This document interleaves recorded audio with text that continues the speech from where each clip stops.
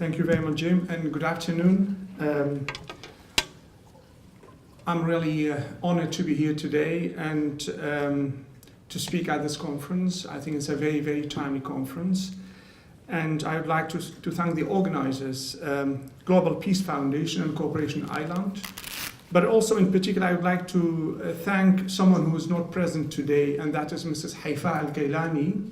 Haifa Al-Gailani, who serves on the board of East-West Institute, my organization. And she was instrumental for me to be here today, so I would like also to thank her.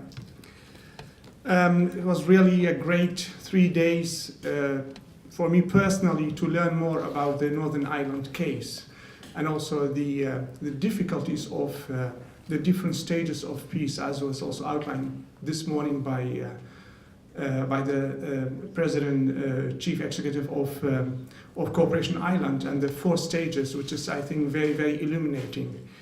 But also to learn more about that much have been achieved, but there is much to be done in Northern Ireland. And I think that is also the case in the region where I work on, Middle East and North Africa. So today I'll talk about what I call how to de-glorify and discredit ISIS. And I have chosen for this theme because I think it's a very important theme given the destructive role ISIS is playing in world politics today. And also I have chosen for this theme because I think it's important to focus our attention on narratives and counter-narratives and counter-messaging. I think we all agree on the need to provide counter-narratives and counter-messaging to the barbaric ones propagated by ISIS. But before we think about actions to generate and implement these counter-narratives, I think first and foremost, we need to have a deep understanding going beyond conventional wisdom of ISIS and its global appeal. Misreading and superficially analyzing the political, economic, social, and above all, what I call ideological structural reasons behind the rise of ISIS will prevent us from taking advantage of a unique, unprecedented opportunity and maybe an historic moment to produce alternative progressive ideas and maybe an alternative social order. I'll get back to that later on. Ever since the emergence and expansion of ISIS, or what it proclaims to be an Islamic State, one question has been haunting me personally. How can a genocidal and an apocalyptic group that turns disgruntled people into beheading machines, that makes sexual slavery the new norm in our century, managed to attract and recruit 38,000 foreign fighters from over 100 countries, and thus become the beacon of hope for some segments of excluded and marginalized, whether in reality or perceived, communities in the West and beyond. And these are my answers to this difficult question. First, in my view, we live in a paradoxical era. We live at once in an age of unprecedented technological and material opportunities, coupled with a deep ideological vacuum.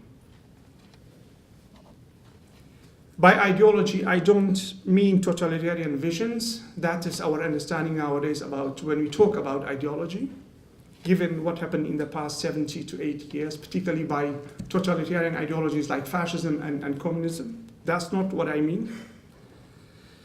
But rather new narratives and charismatic leadership that impress, inspire, and electrify people, particularly youth, to commit to a cause, to challenge and change the status quo. In his brilliant and eye-opening essay, ISIS is a Revolution, Scott Atran, an anthropologist, aptly asserts, and I quote him, Civilizations rise and fall on the vitality of their cultural ideas, not their material assets alone. History shows that most societies have sacred values for which their people would passionately fight, risking serious loss and even death rather than compromise. He says, our research suggests this is so for many who join ISIS and for many Kurds who oppose them on the front lines. But so far we find no comparable willingness among the majority of youth that we sample in Western democracies. With the defeat of fascism and communism, have their lives defaulted to the quest for comfort and safety? ? Is this enough to ensure the survival, much less triumph, of values we have come to take for granted, on which we believe our world is based? More than the threat from violent jihadis, this might be the key existential issue for open societies today, end quote. In short, when it comes to the space of ideas, and I know I'm simplifying, but for the sake of argument and discussion, I have to. We have two choices, either the neoliberal order or the caliphate of Abu Bakr al-Baghdadi. Not all of those who join ISIS are motivated by strictly religious reasons. As a matter of fact, some even don't speak Arabic, and as such don't understand and don't know Islamic texts and scripts. For them, becoming a soldier of ISIS is like being reborn, gaining a new identity and being part of a holy and glorified cause. In the words of Eric Hoffer, they are the true believers. Second, ISIS is masterful at engineering and employing the politics of fear to generate mass hysteria and turn communities against each other. But to be sure, fear as a weapon and sheer terrorism are not inventions of ISIS. As a matter of fact, they are as old as human history. But ISIS adds two new dimensions to the weaponization of fear. ISIS meticulously documents and broadcasts barbarism with a showcase of pride. This is a completely new dimension. In this process, sometimes, and I have to stress sometimes, modern media is providing an inadvertent and unconscious helping hand to ISIS. Hyper and sensationalized coverage of acts of terrorism creates a hyper reality that at times could be more influential and have more of a lasting impact than terrorism itself. One very recent example is the Munich attack by a German-Iranian teenager who killed 9 people and eventually himself. Once the dust was settled, it turned out that the murderer, Ali Sombuli, was a bullied teen loner obsessed with mass murder. Third, ISIS is sophisticated and adept in manipulating social media to recruit supporters and foot soldiers. This makes ISIS fundamentally different from other terrorist organizations we have known in the past. ISIS is more than a terrorist group. It is a new creature and a marketing brand that successfully sells a utopian version of an Islamic caliphate to disfranchised and disgruntled youth. What could be done to counter ISIS brand and messaging? To start with, ISIS is suffering serious military defeats, which is a great news. But military means alone will not end ISIS. ISIS is losing territorially, but remains winning ideologically, sadly. First and foremost, ISIS should be deglorified and discredited from within. No narrative could be more powerful than narratives from within. This applies to ISIS, but also applies to other issues. The only way to achieve this daunting task is to provide a platform for ISIS defectors to share their disillusioned stories with current and would-be ISIS fighters through social media and traditional media. We need to read ISIS where it has supremacy, namely social media spaces. By creating and distributing video interviews with ISIS defectors who tell of the horror they witness in ISIS-held territories. These should be distributed online, but also offline to vulnerable communities to show the real face of ISIS to disgruntled youth. These videos should be slipped into ISIS sites so that would-be defectors hear counter-messaging from real defectors. In this regard, I would like to draw your attention to useful work being done by two organizations. The one is International Center for the Study of Violent Extremism, and they have a very interesting project called ISIS Defectors Interview Project. They interviewed so far 38 defectors.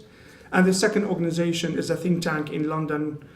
It's the International Center for the Study of Radicalization at King's College, and they also interviewed, I think, 58 defectors. These are small numbers compared to the 38,000 foreign fighters who joined ISIS.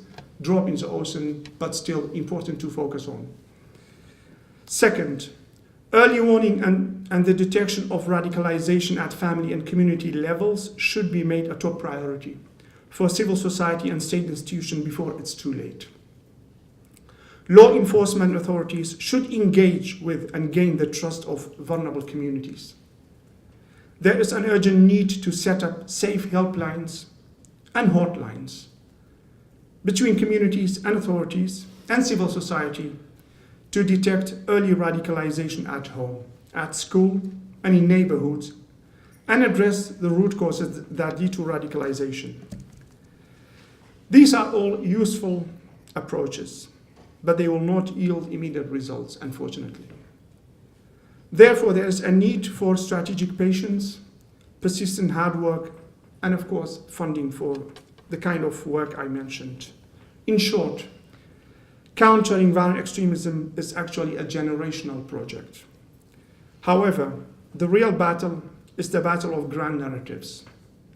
Sadly, for the time being, we don't have the great new ideas that transcends borders, cultures, and religions. Probably, this candid phrase, which I'm going to quote from a Muslim leader in Singapore, summarizes the current, what I call, poverty of ideas. We don't have many new ideas, and we can't agree on those we have, end quote. Ending up with this sober quotation is not a call for pessimism and apathy. On the contrary, we should maximize our intellectual and activism work to generate compelling and progressive ideas, and in particular, produce new charismatic leadership that has the trust of youth and societies in the West and beyond. Thank you very much.